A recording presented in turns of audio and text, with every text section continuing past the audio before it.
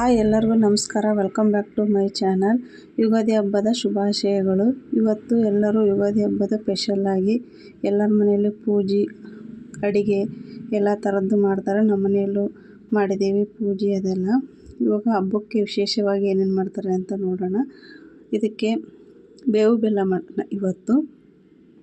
ಅದಕ್ಕೆ ಏನೇನು ಬೇಕು ಅಂತ ಕೊಬ್ಬರಿ, ಏಲಕ್ಕಿಕಾಯಿ, ಬೆಳಗಡ್ಲೆ, ಬೆಲ್ಲ, ಬೇವಿನ ಸೊಪ್ಪು, ಒಂದು ಎಲೆ. ಇವತ್ತು ಅದು ಬೆಲ್ಲ ಎಲ್ಲ ಹಾಕೋಣ. ಬೆಳಗಡ್ಲೆ ಎಲ್ಲ ಮಿಕ್ಸಿಗೆ ಹಾಕಿದ್ದೀವಿ. ಅದಕ್ಕೆ ಒಂದು ಕುಡುಕಿ ಜಬ್ಬಿಟ್ಕೊಂಡಿದ್ದೀನಿ.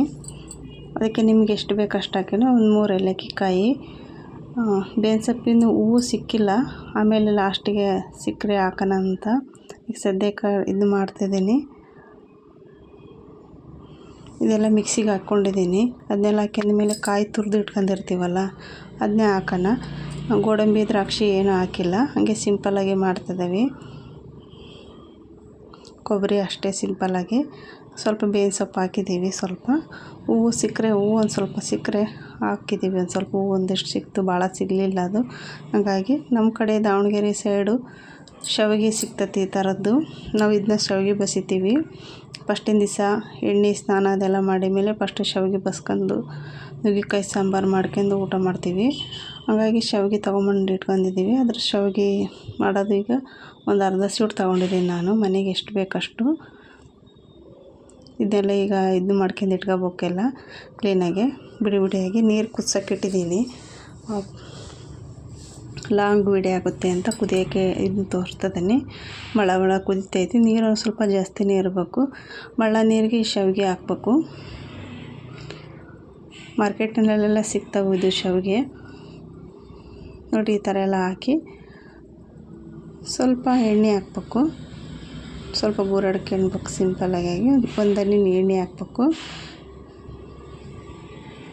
ಕ್ಲೀನಾಗಿ ಶಾವಿಗೆ ಇದ್ರಾಗ ಅಂಟಾಗಬಾರ್ದು, ಮೆತ್ತಗಾಗಬಾರ್ದು ಅಂತ ಸ್ವಲ್ಪ ಎಣ್ಣೆ ಹಾಕ್ಬೇಕು. ಕ್ಲೀನಾಗಿ ಮಳ್ಬೇಕು. ಒಂದೇ ಒಂದು ಕುದಿ ಕುದ್ರೆ ಸಾಕು, ಬೇಗನೆ ಮೆತ್ತಗಾಗ್ಬಿಡುತ್ತೆ. ಹಂಗಾಗಿ ಬೇಗನೆ ಇದನ್ನ ಮಾಡಬೇಕು. ನೋಡಿರಿ ಇವಾಗ ಕುದೀತೈತಿ ಪಳ ಪಳ ಅನ್ನಂಗೆ. ನೀರು ಸ್ವಲ್ಪ ಜಾಸ್ತಿ ಇದ್ರೇ ಚೆನ್ನಾಗಿ ಬೆಂದಿದೆ ನೋಡಿರಿ.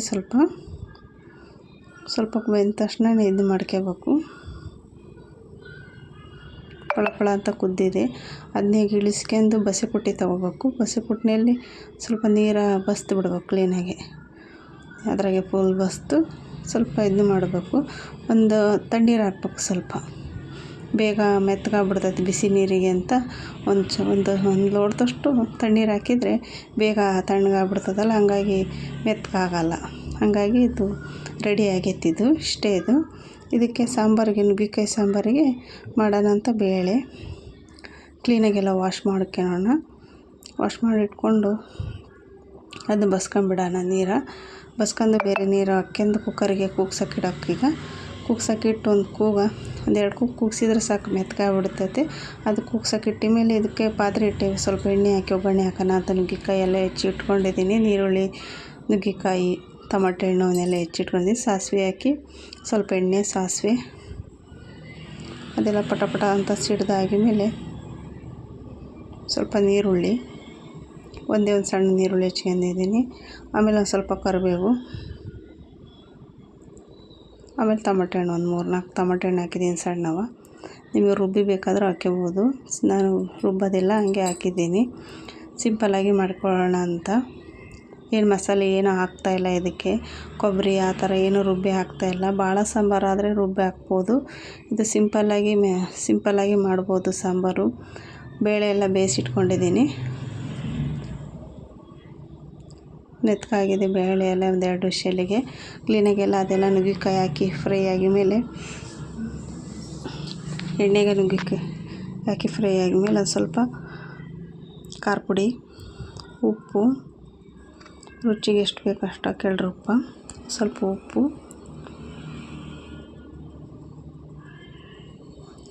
ಒಂದು ಚಮಚ ಸಾಂಬಾರು ಪುಡಿ, MTR ಸಾಂಬಾರು ಪುಡಿ ಹಾಕಿದ್ದೀನಿ ನಾನು. ರುಚಿ ಚೆನ್ನಾಗಿ ಹಾಕತ್ತೆ ನುಗ್ಗೆಕಾಯಿ ಸಾಂಬಾರಿಗೆ ಅಂತ. ನೀವು ಬೇಕಾದರೆ ಮಸಾಲೆನೂ ಹಾಕ್ಕೋಬೋದು. ನಾನೇನು ಮಸಾಲೆ ಹಾಕ್ತಾಯಿಲ್ಲ. ಇಷ್ಟೇ ಆದರೆ ಸಾಕು. ಇದಕ್ಕೆ ಒಂದು ಸ್ವಲ್ಪ ಕೊತ್ತಂಬರಿ ಹಾಕಿದರೆ ಸಾಕು, ರೆಡಿ ಆಕತಿ. ಒಂದು 5 ನಿಮಿಷ ಕುದಿಬೇಕು. ಒಂದು 10 ನಿಮಿಷ ಕುದ್ದಾದ್ಮೇಲೆ ನುಗ್ಗೆಕಾಯಿ ಎಲ್ಲ ಬೆಂದಿರಬೇಕು. ಅವನ್ನ ಬೇಯಿಸಿಟ್ಕೊಂಡಿಲ್ಲ. ಸಾಂಬಾರಲ್ಲೇ ಬೇಯುತ್ತೆ, ಒಂದೆರಡು ಕುದಿ ಕುದಿಸಿದ್ರೆ ಅಂತ ಬೇಳೆ ಅಷ್ಟೇ ಬೇಯಿಸಿಟ್ಕೊಂಡಿದ್ದೀನಿ. ನೀರು ಎಷ್ಟು ಬೇಕು ಅಷ್ಟಾದ್ರೂ ಹಾಕ್ಕೊಳ್ರಿ. ಕೊತ್ತಂಬರಿ ಎಲ್ಲ ಒಂದು ಸ್ವಲ್ಪ ಹೆಚ್ಚು ಹಾಕಿದ್ರೆ ರೆಡಿ ಆಕತಿ ಸಾಂಬಾರು. ಇದೆಲ್ಲ ಕುದಿಲಿ ಒಂದು 5 ನಿಮಿಷ.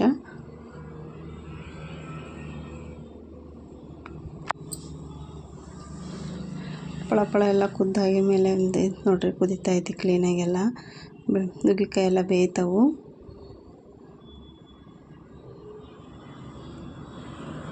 ಈ ಥರ ಕುದ್ದಾಗಿ ಮೇಲೆ ರೆಡಿ ಆಗೈತಿ ಸಾಂಬಾರು. ಇದೆಲ್ಲ ಇಷ್ಟೇ ಸಿಂಪಲ್ಲಾಗಿ ಮೆತ್ತಗೆ ಚೆನ್ನಾಗಿರ್ತದೆ ಸಾಂಬಾರು. ಮಾತ್ರ ಭಾಳ ಗಟ್ಟಿ ಬೇಡ, ಇತ್ತ ತೆಳ್ಳಗೂ ಬೇಡ ಅನ್ನಂಗೆ ಮೀಡಿಯಮಾಗಿರುತ್ತೆ. ಇದೆಲ್ಲ ಸಾಂಬಾರೆಲ್ಲ ಆಗಿಮೇಲೆ ಶಾಂಡ್ಗೆ ಚಕ್ಲಿ ಕರ್ಕನ ಅಂತ ಮನೆಯಲ್ಲೇ ಮಾಡಿರೋ ಅಂಥ ಶಾಂಡ್ಗೆ ಚಕ್ಲಿ, ಅಕ್ಕಿ ಹಪ್ಪಳ, ಅಕ್ಕಿ ಶಾಂಡ್ಗೆ ಈ ಥರ ಎಲ್ಲ ಕರ್ಕೊಂಡು ಇದು ಮಾಡೋದು.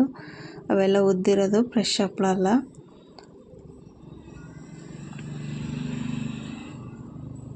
ಎಲ್ಲರೂ ಯುಗಾದಿ ಹಬ್ಬಕ್ಕೆಲ್ಲ ರೆಡಿ ಮಾಡಿ ಇಟ್ಕೊಂಡಿರ್ತಾರೆ ಹಳ್ಳಿ ಕಡೆ ಸೈಡೆಲ್ಲ. ಇವಾಗ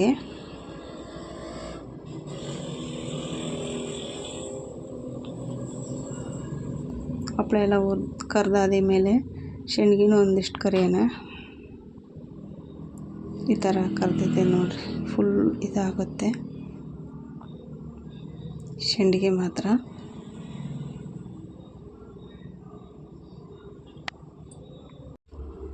ಇವನ್ನೆಲ್ಲ ಕರ್ಕೊಂಡು ಇಟ್ಕೊಂಡು ಎಲ್ಲ ರೆಡಿಯಾಗಿದ್ದೀವಿ. ಇದೆಲ್ಲ ಅಡುಗೆ ಎಲ್ಲ ರೆಡಿಯಾಗಿದೆ.